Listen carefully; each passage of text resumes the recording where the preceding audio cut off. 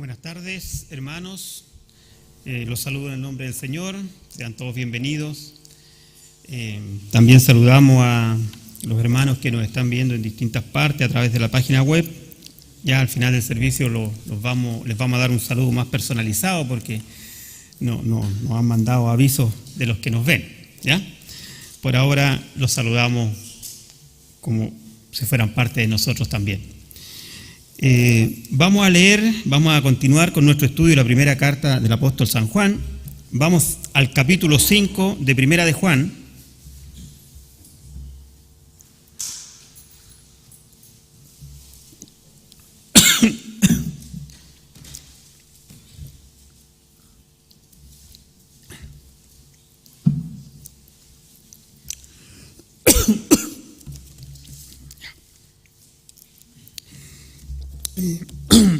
Vamos a leer el...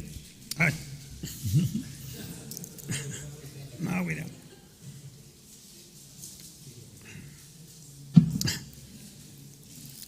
Ya. Lo mismo tengo yo, hermanos. Vamos a Primera de Juan, capítulo 5, entonces, versículos del 6 hasta el 11. Dice así la palabra de Dios. Este es Jesucristo que vino mediante agua y sangre, no mediante agua solamente, sino mediante agua y sangre. Y el Espíritu es el que da testimonio, porque el Espíritu es la verdad. Porque tres son los que dan testimonio en el cielo, el Padre, el Verbo y el Espíritu Santo, y estos tres son uno. Y tres son los que dan testimonio en la tierra, el Espíritu, el agua y la sangre, y estos tres concuerdan. Si recibimos el testimonio de los hombres, mayor es el testimonio de Dios, porque este es el testimonio con que Dios nos ha testificado acerca de su Hijo. El que cree en el Hijo de Dios tiene el testimonio en sí mismo. El que no cree a Dios le ha hecho mentiroso porque no ha creído en el testimonio que Dios ha dado acerca de su Hijo. Y este es el testimonio que Dios nos ha dado, vida eterna, y esta vida está en su Hijo. Vamos a orar. Señor, te damos gracias esta tarde porque podemos escuchar tu palabra, porque podemos venir a ti confiadamente, Señor, porque podemos tener libertad también para exponerla. Te pido, Padre Santo, que toques mi corazón en primer lugar para poder exponerla, Señor, y que esta palabra sea redarguyendo a cada uno de mis hermanos que nos están viendo a través de nuestra página, del YouTube, a mis hermanos que están acá presentes, Señor, y como decía anteriormente, a mí en primer lugar. Te damos gracias y te pedimos una bendición muy especial por cada uno de ellos. En tu santo nombre, amén. Bueno, hermanos, como les decía anteriormente, ya estamos terminando el Evangelio, la primera carta del apóstol Juan, capítulo 5. La semana anterior estábamos veíamos los primeros 5 versículos de este capítulo y decíamos acerca de lo que es creer, de lo que es nacer de nuevo, pero habían 2 puntos muy interesantes. Uno que hablaba de que guardáramos los mandamientos de Dios, ¿se recuerdan? Que decía que guardemos sus mandamientos y que sus mandamientos no eran gravosos. Para el Hijo de Dios, evidentemente que los mandamientos de Dios no van a ser nunca gravosos, no son gravosos, son un deleite. El salmista dice: bienaventurado el varón que no anduvo en consejo de malos, ni estuvo en camino de pecadores, ni en silla de escarnecedores se ha sentado, sino que en la ley de Jehová está su delicia, y en su ley medita y de día y de noche, ¿cierto? Será como árbol plantado junto a corrientes de agua. Y eso hablábamos de que los mandamientos de Dios para el Hijo de Dios no son gravosos. Después continuábamos y decíamos que el Hijo de Dios vence al mundo. ¿Por qué? Porque Cristo había vencido al mundo. Leíamos que dice que Dios vence al mundo y esta es la victoria que ha vencido al mundo, nuestra fe, que hemos vencido al mundo. Y hablábamos de vencer al mundo básicamente en 2 áreas. Vencer al mundo en tu corazón. ¿Qué significa vencer al mundo en tu corazón? Significa que nosotros vamos a vencer al mundo cuando derrotemos los malos deseos, derrotemos la envidia, los egoísmos y todas esas cosas que nos llevan a vivir en forma insana. Toda esa cosa la tenemos que sacar de nuestra mente, de nuestro corazón, y así estamos venciendo al mundo en nuestro corazón.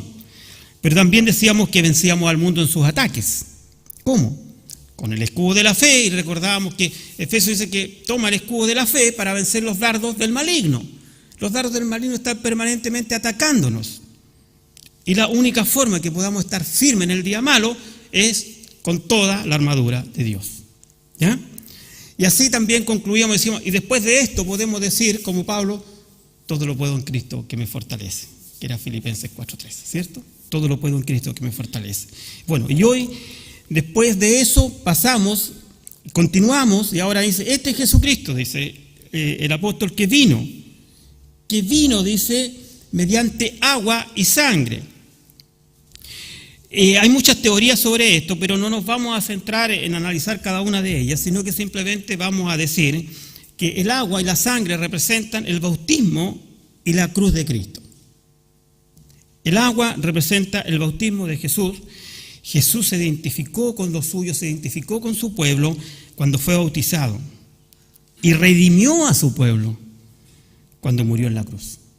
Y eso es el agua y la sangre. Por consiguiente, son símbolos de salvación para el creyente y es lo que hoy día vamos a desarrollar para poder ir internalizando esto en nuestra vida. Nosotros como creyentes, como hijos de Dios, aceptamos la verdad de que Jesucristo vino por agua y sangre. Y estas son verdades esenciales en la vida de un cristiano. La importancia de entender que Cristo vino, que se bautizó, que fue obediente al Señor. Nosotros sabemos que el bautismo no es para salvación, el bautismo es para identificarse con Dios, para identificarnos con Cristo. Nosotros somos salvos cuando creemos, ¿cierto? Cuando hacemos la oración de fe. Pero el bautismo nos identifica, es un acto de obediencia que nos dice, con el cual decimos al mundo, yo pertenezco y con esto muero al pecado y resucito a Cristo con una vida nueva. Eso es el bautismo. Y Jesús, que no necesitaba eso, porque Juan lo dice, no necesitaba eso, quiso bautizarse por ser obediente, porque Jesús fue obediente. Recuerden que decimos que se humilló, haciéndose semejante a los hombres, se humilló, haciéndose siervo, se humilló y fue obediente hasta la muerte y muerte de cruz. Él vino a redimir a su pueblo del pecado. Por eso es que estas verdades son esenciales. Si nosotros reducimos la muerte de Jesús a la de un mero hombre, como muchos más han habido, y perdemos toda la piedra angular de lo que es el Evangelio y la salvación. Jesús no murió como cualquier otro. Jesús murió, Jesús resucitó, Jesús está junto al Padre, es el abogado que tenemos, ¿cierto? Habíamos visto de eso también, que era nuestro abogado. Pero nosotros tenemos una certidumbre de que Dios, a través de su Hijo, cargó el pecado de todos nosotros, porque también decíamos la semana pasada que Él es el Mesías, Él es el Cristo. Si nosotros aceptáramos que Jesús vino como un hombre más y pierde el carácter de Mesías, el carácter del Cristo, del ungido de Dios, nuestra fe es vana. No tenemos nada nuevo que aportar. Entonces, por eso es tan importante que hoy día estudiemos el testimonio del agua, el testimonio de la sangre y el testimonio del Espíritu. Entonces, este testimonio nos hace también tener una relación personal con Cristo, la comunión con el Padre. Por consiguiente, podemos dar testimonio nosotros también de que el testimonio de Dios está en nuestros corazones. Siempre lo hemos dicho a través de la carta, de diferentes formas. El apóstol Juan nos ha dicho, mira, si tú dices que amas a Dios y aborreces a tu hermano, mejor no me digas que eres cristiano. Entonces, nosotros vamos a dar testimonios. Juan el Bautista dio testimonio, Dios da testimonio, el Espíritu da testimonio. Nosotros también vamos a dar testimonio de que el Hijo de Dios vive en nosotros. Porque nosotros tenemos el testimonio más importante, que es el testimonio de la vida eterna. ¿Y por qué hablamos del testimonio de la vida eterna? Bueno, hoy veremos testimonios del Padre, del Espíritu, del Hijo, de todo, de Juan, de los apóstoles, que nos dan certeza de la vida eterna. Versículos 6 y 8, fíjense lo que dice ahí. Lo repito porque antes leímos tanto y a rato se pone un poco confuso. Entonces, el 6 y 8 dice, este es Jesucristo que vino mediante agua y sangre, no mediante agua solamente, sino mediante agua y sangre, y el Espíritu es el que da testimonio, porque el Espíritu es la verdad. Porque tres son los que dan testimonio en el cielo: el Padre, el Verbo, el Espíritu Santo, y estos tres son uno. ¿Ya? Bueno, cuando el versículo 6 nos habla de que Jesucristo vino, o sea, Juan dice, este Jesucristo que vino mediante agua y sangre. Él vino a cumplir la ley, Él vino a vivir como uno de nosotros y Él vino a redimirnos. Gracias a la muerte de cruz se rasgó el velo del templo y ya no solo entraba el sumo sacerdote, sino que todos tenemos derecho o ingreso al Padre. Dice que vino por agua y por sangre. Entonces, estos términos son el comienzo del ministerio de Jesús. El bautismo da inicio al ministerio de Jesús. Si ustedes se recuerdan, Juan el Bautista bautizaba en el río Jordán, llega Jesús y después del bautismo comienza su ministerio. Entonces, y después la sangre representa la muerte de Jesús. Entonces, es como el paréntesis. Nos está hablando, nos dan testimonio desde que Jesús empezó su ministerio en la tierra hasta que lo terminó. Ese es un testimonio. Todo eso es un testimonio de vida. Allá cuando fue él bautizado en el río Jordán, comenzó su misión en la tierra y la terminó en la tierra hasta su muerte, porque ahora está junto al Padre. Entonces también acá Juan quizás está un poco ya enfrentando, como le hemos dicho en domingos anteriores, a los ¿cómo se llaman? Agnósticos. Los agnósticos eran una corriente filosófica antes del primer siglo incluso. Pero ya en el primer siglo había aparecido uno de sus grandes exponentes llamado Cerinto, para los que estudian la nota leéis con C. Ese Cerinto era un hombre que, dentro de otras herejías, decía que Jesús era el hijo de María y de José, y que en el bautismo Dios le dio poder y lo embistió del Espíritu Santo, y lo llenó del Espíritu Santo y lo transformó en un Mesías. Pero después, días antes de llegar a la cruz, Dios le quita ese poder divino, Dios le quita esa característica divina, lo suelta y muere en la cruz el carpintero y no el Mesías. Eso es una herejía desde todo punto de vista, porque de ser así no somos redimidos, porque no nos podía redimir un hombre mortal, fue el Mesías mismo. Entonces este Cerinto había ya infectado a la iglesia y habían personas que un poco creían en esto, por todos los mitos y todas las cosas que se hablaban ya de Jesús. Jesús ya era una leyenda, los apóstoles ya eran leyendas. Entonces Juan, como es el último que está quedando, tiene que necesariamente aclarar puntos que hoy día nos parecen tan obvios, pero en aquella época eran todo un problema para la iglesia. Y por eso cuando ustedes ven por ahí en el centro unos letreros que dicen la nueva era o la nueva Acrópolis, ¿han visto eso? Eso no es nuevo. Eso viene de mucho antes. Juan luchó contra ellos, Pablo luchó contra ellos. ¿Acuerdan cuando Pablo predicó en el Areópago en Atenas? Predicaba contra ellos, al Dios no conocido. Ustedes tienen muchos dioses, son idólatras. Yo les vengo a predicar al único Dios verdadero. Entonces este tema, por eso no nos tenemos que confundir de la nueva era, de la nueva Acrópolis, todas estas cosas no es nuevo. Podríamos decir en términos bien chilenos, son los viejos enchulados, ¿ya? Es una doctrina vieja enchulada nomás, pero no es nada más que eso, no se refiere a nada más que eso. Nosotros creemos, hermanos, que Jesucristo es el Hijo de Dios. Cuando hablamos de Jesús, el carpintero, el Hijo de María, el Hijo de José, es el Mesías. Eso para nosotros debe quedar muy claro. Y dice en el versículo 7, dice, y testifica, y se prosigue, el Espíritu que testifica, ¿ya? ¿Por qué el Espíritu da testimonio? Fíjense que el Espíritu de Dios dio testimonio de que Jesús era el Cristo en varias partes de la Escritura, que muchas veces uno no se recuerda, los pasa por alto, o no que los pase por alto, pero lee y no se detiene en detalle. Vamos a Mateo capítulo 1.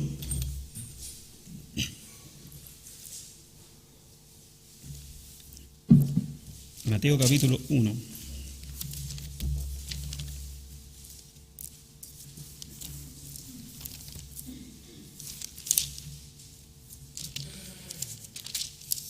Mateo 1, versículo 20.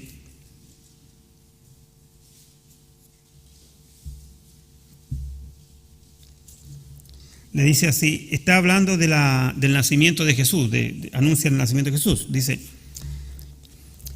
y habla acerca de José, dice, y pensando él en esto, he aquí un ángel del Señor le apareció en sueños y le dijo, José, hijo de David, no temas recibir a María tu mujer, porque lo que es en ella es engendrado, del Espíritu Santo es. Entonces Jesús era engendrado por el Espíritu Santo porque era el Hijo de Dios. Entonces el Espíritu de Dios está dando testimonio. Vamos a Lucas 1:35 también.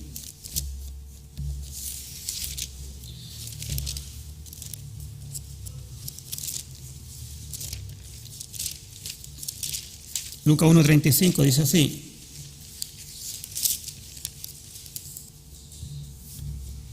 respondiendo el ángel le dijo: el Espíritu Santo vendrá sobre ti y el poder del Altísimo te cubrirá con su sombra, por lo cual también el santo ser que nacerá será llamado Hijo de Dios. Las Escrituras hablan de que el Espíritu Santo estuvo presente en toda la vida de Jesús, antes de que llegara al mundo, dando testimonio de que era el Hijo de Dios, de que era el Mesías. Ahí mismo en Lucas, capítulo 2, versículo 25 al 32, voy a leer. Y aquí había en Jerusalén, este es el testimonio de un hombre llamado Simeón, al cual le había sido revelado que no vería la muerte sin antes que él viera al Mesías. Y aquí había en Jerusalén un hombre llamado Simeón, y este hombre justo y piadoso esperaba la consolación de Israel, y el Espíritu Santo estaba sobre él. Y le había sido revelado por el Espíritu Santo que no vería la muerte antes que viese al ungido del Señor, al Cristo. Y movido por el Espíritu vino al templo, y cuando los padres del niño Jesús lo trajeron al templo para hacer por él conforme al rito de la ley, él le tomó en sus brazos y bendijo a Dios diciendo: ahora, Señor, despide a tu siervo en paz conforme a tus palabras, porque han visto mis ojos tu salvación, la cual has preparado en presencia de todos los pueblos, luz para la revelación de los gentiles y gloria de tu pueblo Israel. Entonces, si nosotros vamos estudiando, nos damos cuenta que el Espíritu Santo da testimonio de Jesús antes de su nacimiento, en la enseñanza. Sigamos buscando. Cuando se nos termine el tiempo, ahí nos apuramos. Juan 6:63, dice así. ¿Llegaron? Juan 6:63. El Espíritu es el que da vida, la carne para nada aprovecha. Las palabras que yo he hablado son espíritu y son vida. Jesús está hablando de sí mismo. Bueno, Juan declara la razón fundamental de por qué el Espíritu es la verdad. Porque el Espíritu Santo es Dios mismo cuando está hablando de Jesús. ¿Ya? Ahora, en el versículo 6, ahí dice, al final, el Espíritu es la verdad. Tanto Jesús como el Espíritu Santo tienen su esencia en la verdad. Jesús dijo: yo soy el camino, yo soy la verdad, yo soy la vida. Es decir, esto que parece un poco complejo cuando lo leíamos al principio, va a costar al principio para desenredar la madeja, pero espero que de a poquito nos vamos enderezando. Pero lo que quiero dejar claro, que lo que está dando a entender acá, de que Jesús vino en agua, y el bautismo de Jesús da testimonio, la muerte de Jesús da testimonio, el Espíritu Santo da testimonio de que Jesús es el Cristo, es el Mesías. Por eso les dije, nosotros que ya llevamos años en la iglesia, nos parece tan obvio, tan simple que se nos explique esto, pero en aquel tiempo entraron herejías a la iglesia, como están entrando hoy día también. Hoy en día hay herejías que dan más poder, dan más importancia al Espíritu Santo que a Cristo mismo. Cuando la Biblia nos dice que el Espíritu es el que nos guía a Cristo, el Espíritu Santo algún día va, dice, a glorificar a Cristo también. Entonces, es Cristo lo más importante de las Escrituras. Debo aclarar acá también en el versículo 7, hermanos, antes de continuar, cuando dice: porque tres son los que dan testimonio en el cielo, el Padre, el Verbo, el Espíritu Santo, y estos tres son uno. Ahí después de los dos puntos, donde dice el Padre, el Verbo, el Espíritu Santo, y estos tres son uno, la verdad que esa frase, todo ese paréntesis, digamos, no se encontró en los escritos más antiguos. Le digo esto porque en alguna parte ustedes pueden leer si ven algún comentario. Cuando se hizo la traducción, las primeras traducciones, y se llamó una Biblia que se llamaba la Vulgata latina, que fue escrita en latín, porque Después el latín se transformó como en un lenguaje medio de élite, pero al principio era el lenguaje del pueblo. Entonces se traduce la primera Biblia en latín y se agregan esto porque alguien los encontró en alguna parte, pero realmente las versiones más modernas, los estudiosos más nuevos que van a los escritos más antiguos, al griego original, no aparece eso, sino que tendríamos que leer, porque 3 son los que dan testimonio en el cielo, y después saltarnos al versículo 8, y 3 son los que dan testimonio en la tierra, el espíritu, el agua, la sangre, y estos 3 concuerdan. Ahora, esto no distorsiona nada, solamente hago el alcance, ¿ya? Es por el contrario, redunda en lo mismo, pero hago el alcance por si alguien lo ve por ahí y no se asuste. Si ve un comentario sobre esto, no se asuste, ¿ya? Entonces Juan en realidad lo que escribe que son los que están dando testimonio, son el espíritu, el agua y la sangre. Nosotros, hermanos, nos parece un poco raro esto que se hable de que la sangre de testimonio, que el agua de testimonio, pero en el lenguaje semita, por decirlo así, esto era muy común. Era muy común que pusieran por testimonio objetos. Vamos a Génesis 31, bien atrás.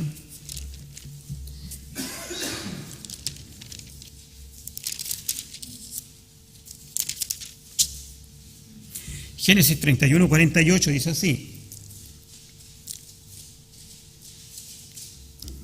Génesis 31, versículo 48. Porque Labán dijo: este majano es testigo hoy entre nosotros dos, por eso fue llamado su nombre Galaad.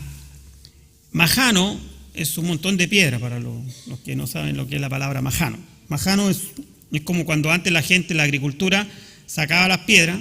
¿Han visto eso? Ya, hoy día se hacen pirca, ya le llamaban un majano, un montón de piedra, ¿ya? Eso era un majano. Entonces ellos hicieron eso y dieron un testimonio de la alianza que hicieron ambos, ¿ya? Bueno, y según la ley mosaica también había que tener a lo menos 2 o 3 testigos. Está en Deuteronomio más adelante, pero no vamos a leer eso por tema de tiempo. Bueno, lo que está diciéndonos acá el apóstol Juan es que los 3 concuerdan. Tanto el agua, la sangre y el espíritu, los 3 concuerdan en el sentido de que los 3 dicen lo mismo. Ante una corte legal hay evidencia de 2 o 3 testigos. Eso era la antigüedad. Entonces acá hay estos 3 testigos que nos dicen que Cristo es el Hijo de Dios. Hoy en día, hermanos, podemos encontrar muchas personas, y aquí quiero como ilustrar un poco esto, porque muchas personas que dicen que esto cuando uno habla de testigos, entonces, ¿por qué un testigo es veraz y por qué no es veraz? ¿Por qué a un testigo le puedo creer y por qué no le puedo creer? Hoy día hay mucha gente que también dice, ustedes van a escuchar quizá una reunión social de amigos por ahí, pero si yo también creo en Dios. Y no, yo también creo en Dios. Alguno por ahí dirá que es ateo, no sé, pero la mayoría puede que diga yo creo en Dios. Y yo creo que Jesús vino y creo que murió y lo creo todo. Entonces a ti te hace clic porque dice, él cree lo mismo que yo creo.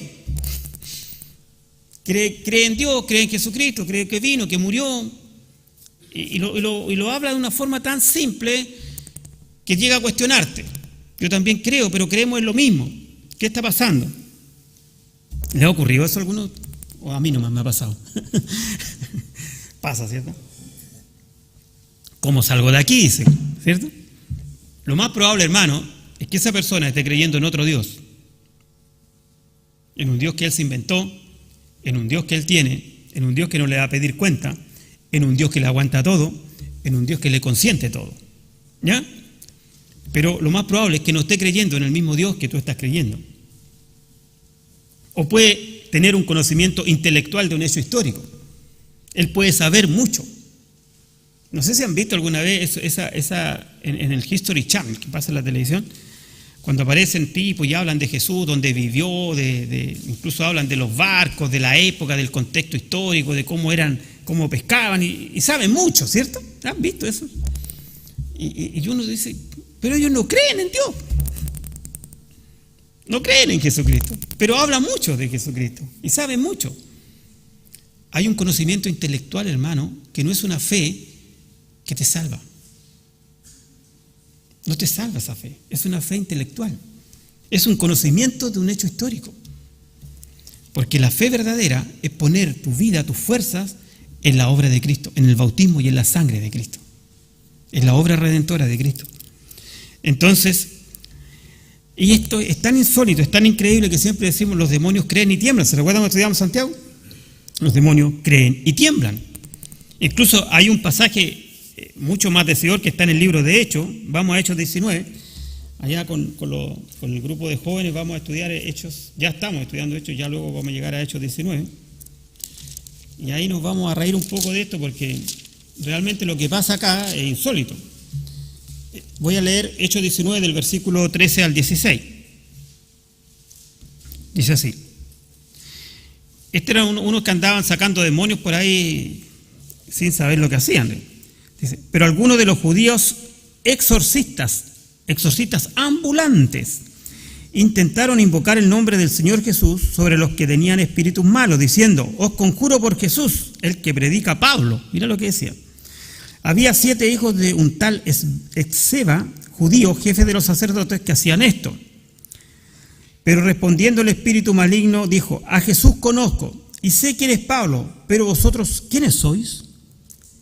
Y el hombre en quien estaba el espíritu malo, saltando sobre ellos y dominándolos, pudo más que ellos, de tal manera que huyeron de aquella casa desnudos y heridos. O sea, lo que terminaron estos exorcistas fue terrible. Evidentemente no eran hijos de Dios, evidentemente no tenían a Jesucristo, no tenían la fe, no tenían la fuerza. Simplemente eran unos charlatanes que andaban diciendo que podían andar sacando demonios cuando realmente no tenían al Señor. Cosa muy familiar en el día de hoy, por lo cual tampoco es algo nuevo los que andan hoy día por ahí sacando demonios. Porque, hermanos, el verdadero evangelio, y tenemos que entenderlo, el verdadero evangelio cambia a la persona. El verdadero evangelio nos cambia. Ustedes dicen, ¿qué cambia? Bueno, yo les voy a decir en qué cambia. El verdadero evangelio cambia hijos.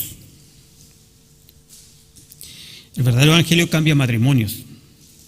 El verdadero evangelio cambia la relación que hay entre nosotros con las demás personas. Ya no vemos multitudes como Jesús cuando puso barro en los ojos del ciego y que al principio veía como árboles. Ya no vemos árboles, vemos personas. Podemos escuchar a alguien, podemos entender a alguien.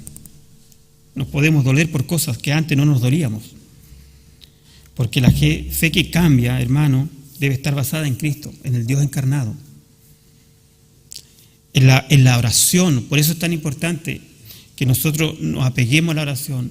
En la oración de fe va a ir cambiando el matrimonio, va a ir cambiando a los hijos, va a ir cambiando a los padres, va a ir cambiando la relación entre nosotros. Una oración sincera, un derramarse en el corazón honesto, sincero, va a cambiar a las personas. Pero no porque lo digamos como los exorcistas de hecho, no porque digamos en el nombre de Jesús, no, sino que porque lo creamos con fe y porque con esa misma fe seamos capaces de amar a los que tenemos cerca. Creer en Jesús, el hijo del carpintero, hermano, no sirve de nada. Si no crees que es el Cristo, el Hijo de Dios. Si tú crees que Jesús es el hijo del carpintero como la gente del History Channel, no sirve de nada. Debes creer que ese hijo de José y de María es el Cristo, el Hijo de Dios. Es más, si muchas veces te encuentras en una reunión social, no aceptes nunca que califiquen a Cristo como un personaje histórico más, como Mahoma, como Buda, como Krishna, no sé cuántos más. Muchas veces alguien se calla para no entrar en problemas. Yo te digo que callarse en ese caso es como entregarlo con un beso. Lo mismo que hizo Judas. Cristo, Jesús de Nazaret, el hijo del carpintero, es más que un carpintero, como dice el libro, ¿cierto? Es el Mesías, el Hijo del Dios vivo. Ese Jesús que vivió en el primer siglo es el Cristo, es el Mesías.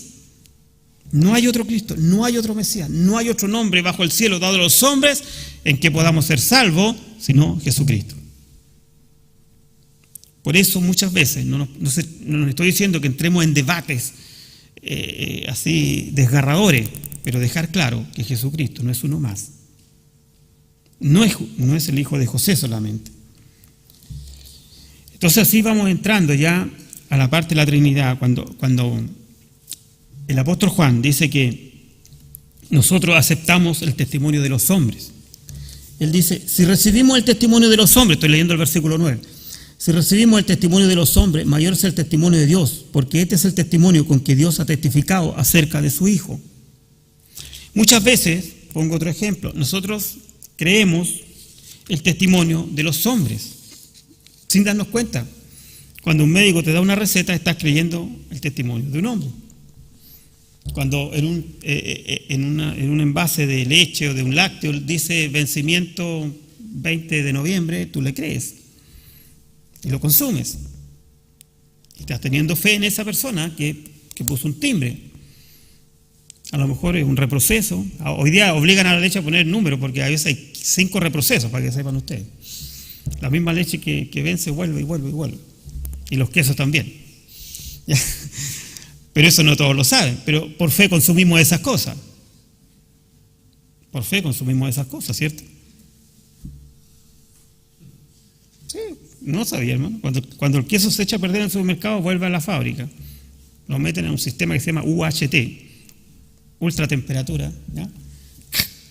Y vuelve hecho Camembert. No, vuelve hecho Filadelfia, ya. Y tenemos fe y consumimos esos alimentos. Y creemos el testimonio de los hombres. Pero acá nos dice Dios mismo a través de su Espíritu Santo, nos dijo quién era Jesús. Fíjense que Juan el Bautista da testimonio. Juan el Bautista, vamos a Juan, capítulo 5.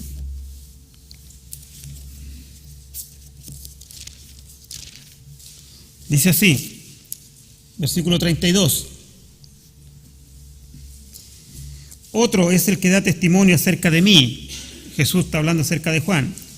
Y sé que el testimonio que da de mí es verdadero. Sigamos leyendo, dice así. Vosotros enviasteis mensajeros a Juan, y él dio testimonio de la verdad, pero yo recibo testimonio de hombre alguno, mas digo esto para que vosotros seáis salvos. Él era antorcha que ardía y alumbraba, y vosotros quisisteis regocijaros por un tiempo la luz. Mas yo tengo mayor testimonio que el de Juan, porque las obras que el Padre me dio para que cumpliese las mismas obras que yo hago, dan testimonio de mí, que el Padre me ha enviado. El versículo 37 dice, también el Padre que me envió ha dado testimonio de mí. Nunca habéis oído su voz, ni habéis visto su aspecto. Dios mismo da testimonio de Jesús. Entonces, mayor es el testimonio que nos da Dios que el testimonio de los hombres. Juan era un hombre y da testimonio, pero también Dios da un testimonio. Ya que estamos parecidos, vamos a Mateo, un poquito más atrás, vamos a Mateo. Mateo capítulo 3.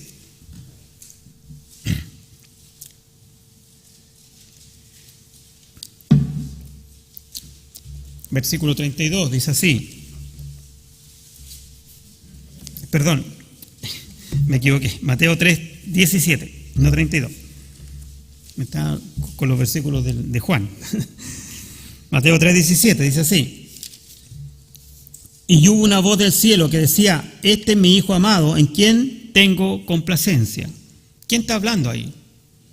Dios mismo. O sea, Dios mismo está dando testimonio de que ese que se está bautizando, Jesús de Nazaret, es su Hijo amado. ¿Quién tiene complacencia? ¿En quién Dios se complace? ¿Ya? Después veamos Mateo 17, un poco más adelante.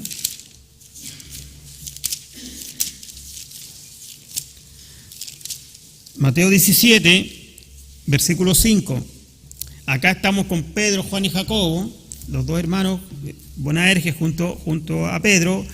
Dice que Jesús lo llevó a un monte y se transfiguró allá en el monte. El versículo 5 dice, mientras él aún hablaba, una nube de luz los cubrió, y aquí una voz desde la nube que decía, este es mi Hijo amado, en quien tengo complacencia. A él oír. Nuevamente Dios está dando testimonio que Jesús es el Cristo. Veamos Juan capítulo 12. Más adelante, Juan capítulo 12. Versículo 28-29. Esta es la entrada triunfal de Jesús a Jerusalén. Dice así, Padre, glorifica tu nombre, dice Jesús. Entonces vino una voz del cielo. Jesús está entrando a Jerusalén. Dice, entonces vino una voz del cielo, lo he glorificado y lo glorificaré otra vez. Y la multitud que estaba allí y había oído la voz decía que había sido un trueno. Otros decían, un ángel le ha hablado. Era Dios mismo que estaba hablando y dando testimonio acerca de Jesús. Y acá Jesús, en 1 Juan, dice que Dios ha dado testimonio y también nos da seguridad. Si nosotros volvamos a 1 Juan capítulo 5, versículo 10, que dice, el que cree en el Hijo de Dios tiene el testimonio en sí mismo, el que no cree a Dios le ha hecho mentiroso.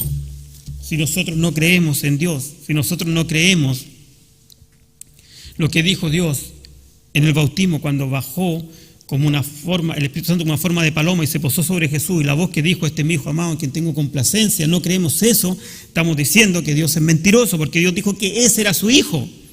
¿Me siguen la idea? Dios mismo dijo, este es mi Hijo amado en quien tengo complacencia. Si yo no le creo, hago mentiroso a Dios.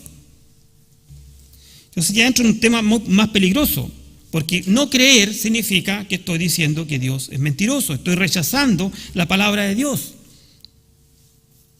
Entonces estoy siendo un incrédulo deliberadamente, porque ya no creo ni siquiera lo que Dios dice. Por eso, hermano, que muchas veces nosotros, cuando hay alguien incrédulo o ateo, así muy violento, no debemos tomarlo quizás como una desgracia, sino que es un pecado enorme, que debe ser deplorado por nosotros, un pecado que no debe ser consentido por nosotros. Porque esa persona está haciendo a Dios mentiroso. El hombre no puede decir que tiene fe en Dios y al mismo tiempo rechazar la obra de Jesucristo en su vida. El Espíritu Santo, hermano, es el principal testimonio de que Cristo es el Hijo de Dios. El Espíritu Santo, vamos a ver, por tiempo no vamos a ver los pasajes, pero nos convence de pecado, de juicio, de justicia, dice el apóstol Pablo. Intercede por nosotros, lo dice en Romanos, ¿cierto? Nos guía a toda verdad. Nos enseña cómo hablar con el Padre, dice, con gemidos indecibles. El Espíritu intercede por nosotros. Y lo más importante y lo más trascendental para cada ser humano en la historia de su vida es que nos lleva al arrepentimiento. Es el Espíritu Santo el que nos hace volver a la casa del Padre. Entonces la importancia del Espíritu Santo, hermano, es tan grande, pero lamentablemente hoy día vemos una distorsión acerca de la enseñanza del Espíritu Santo. Intercede por nosotros, nos convence de pecado, de juicio, de justicia, nos lleva al Padre. Intercede por nosotros. Dice que vive, la palabra de Dios, habíamos visto antes en el capítulo anterior de Juan, que vive dentro de nosotros. Nos aconseja, nos redarguye. Es como un ayo, como un... Decía Pablo también que en la antigüedad la ley venía a ser como un ayo, que era un esclavo griego que ocupaban para enseñarle a los niños hasta ser adultos, hasta que ya eran mayores de edad. Entonces ese esclavo le enseñaba de la vida, los aconsejaba, los guiaba, porque la gente de aquella época, los hombres más adinerados, tenían esclavos para criar a sus hijos, y ellos estaban ocupados en distintos negocios, entonces estos ayos se preocupaban de él. Entonces la ley era como el ayo, pero cuando vino la gracia, fue derramado el Espíritu Santo, ya ese ayo no está con nosotros. Tenemos el Espíritu Santo, que nos guía a toda verdad, que es el que intercede por nosotros ante el Padre, que es el que vive en nosotros. Entonces Juan, cuando se está dirigiendo acá a los creyentes, y cuando dice, nos lleva al arrepentimiento para volver a la casa del Padre, y nosotros podemos decir, como Tomás, Dios mío y Señor mío. ¿Se recuerdan? Después que tocó su costado y dijo, Señor mío y Dios mío. Hermano, ya como para ir concluyendo también, dice que Juan llega a un pensamiento final, y vamos a hacer un pequeño resumen, así que no estamos tan terminando tampoco. Ya, tengo que hacer un pequeño resumen. Dice. Juan acá declara de que específicamente el contenido y el testimonio de Dios no puede prestarse para ninguna confusión dentro del verdadero Hijo. Nosotros no podemos confundirnos en esto, bajo ninguna circunstancia. Como les dije antes, no podemos aceptar que Jesús sea calificado como el hijo de José y de María solamente. Él es el Cristo. ¿Cuál es el contenido entonces acerca del testimonio? Dice, Juan está dirigiéndose acá a los creyentes. Y usa la palabra, dice, nos. Fíjense que él usa una palabra, dice, nos, en que nos incluye a nosotros, dice, porque Él nos ha dado el testimonio, a nosotros, a sus hijos, nos incluye. Primera persona al plural, nos. Y dice que en Él estaba la vida. Hemos visto mucho acerca de la vida también en domingo anterior. En Él estaba la vida. Todo aquel que cree en el Hijo tiene la vida, pero el que rechaza al Hijo porque ha hecho a Dios mentiroso, no tiene la vida, porque cree que Dios es mentiroso. Nosotros tenemos la vida porque hemos creído en el Hijo de Dios. Nosotros tenemos la vida porque creemos que Jesús es el Cristo, es el Mesías, es el Salvador.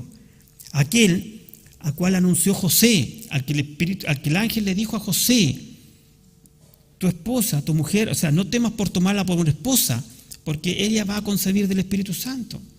Le habla a María y le dice, lo que tiene en tu vientre es del Espíritu Santo. Los vimos con el hombre que esperó hasta su muerte para ver al Salvador del mundo. Entonces, los que rechazan a Dios, dice que la ira de Dios está sobre ellos, porque han rechazado al Hijo de Dios, han rechazado creer a Dios, han rechazado al Espíritu Santo. Hermano, dice que, veamos Juan, ya los últimos pasajes, vamos viendo Juan 3, volvamos al Evangelio de Juan, capítulo 3.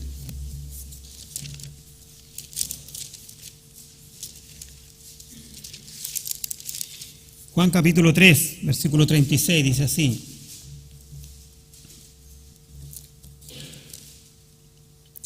El que cree en el Hijo tiene la vida eterna, pero el que rehúsa creer en el Hijo no verá la vida, sino que la ira de Dios está sobre él. La semana pasada hablábamos de la victoria que tenemos, que un día llegaremos al Señor, a la presencia del Señor, victoriosos. Pero los que no logren llegar allá, hermanos, créanme que eternamente van a estar en el infierno. Y lo veremos eso con más detalle el próximo domingo. ¿Ya? Ahí en Juan 3:15 también habla y dice, para que todo aquel que en Él cree no se pierda, mas tenga vida eterna. Eso es lo que nos dice el Señor. Juan 3:17 dice, porque no envió a su Hijo al mundo para condenar al mundo, sino que para que el mundo sea salvo por medio de Él. Entonces, creer en Jesús significa todo eso. Ustedes me dirán, pero hermano, esto yo lo sé, es tan básico. No lo es. Hay tanta confusión y es tan necesario que volvamos siempre. Juan lleva 5 capítulos prácticamente hablándonos de lo mismo. Creer, advirtiéndonos contra los gnósticos, advirtiéndonos contra Cerinto. Incluso estas prácticas que ustedes van a ver de muchos religiosos, que toman un cosito con un látigo y se golpean así, ¿cierto? Se golpean la espalda. Eso ya pasaba en el primer siglo. Eso se llamaba ascetismo, que dicen que hacían un maltrato del cuerpo para de esa manera sacar los pecados que tenían. Pues estás acá, si mientras no hayas nacido espiritualmente, mientras no hayas sido renovado, como dice Romanos capítulo 12, no los vas a sacar a latigazos. Hermanos, hasta el día de hoy hay sectas dentro del catolicismo que usan en su cinturón una especie de un clavito, de un clavo aquí, que les hace tira acá. Entonces cuando caminan, le hace tira. Y eso se llama azotar la carne. Es una práctica muy común dentro de sectas que no son menores. Estoy hablando del Opus Dei, lo digo con toda autoridad. Vean por ahí, hay un video que la otra vez lo vimos tiempo atrás. Voy a ver si lo encuentro para que algún día lo repasemos. ¿Es de Dios eso? Por no querer confiar en la obra de Jesucristo en la cruz. Simplemente querer confiar en sí mismo, en que ellos pueden lograr una perfección, que ellos pueden hacer o deshacerse de este cuerpo de muerte. Pablo dice, ¿quién me librará? Jesucristo, el justo. No hay otro. El Espíritu mismo, hermano, da testimonio a nuestro espíritu de que somos hijos de Dios. Es Romanos 8:16, ya para que te lo apunten. El Espíritu mismo da testimonio a nuestro espíritu. Entonces, ¿cómo no vamos a andar en santa y piadosa manera de vivir? Es el apóstol Pablo. ¿Dónde buscarás sentido a tu vida? En el mundo, en el dinero, en los estudios, en la obsesión, en metas, muchas veces metas tremendas que no se pueden cumplir con frustraciones. Nosotros, hermanos, tenemos la palabra de Dios más segura, tenemos a Jesucristo, que es la guía para el caminante. Y lo más importante, y con eso termino, ¿sí? Lo más importante es que tenemos la certeza de que si hoy somos llamados a la presencia de Dios, tenemos una vida eterna junto al Padre. Una vida eterna junto al Padre. No confiemos en las cosas del mundo. No confiemos para nada. Ustedes me dirán, pero si falta tanto tiempo para que venga el Señor o para que me muera. ¿Y si te piden hoy? ¿Y si hoy saliendo de acá vamos a la presencia de Dios? ¿Quién te dijo que tenías que esperar hasta los 80 años? No sabemos, yo no sé.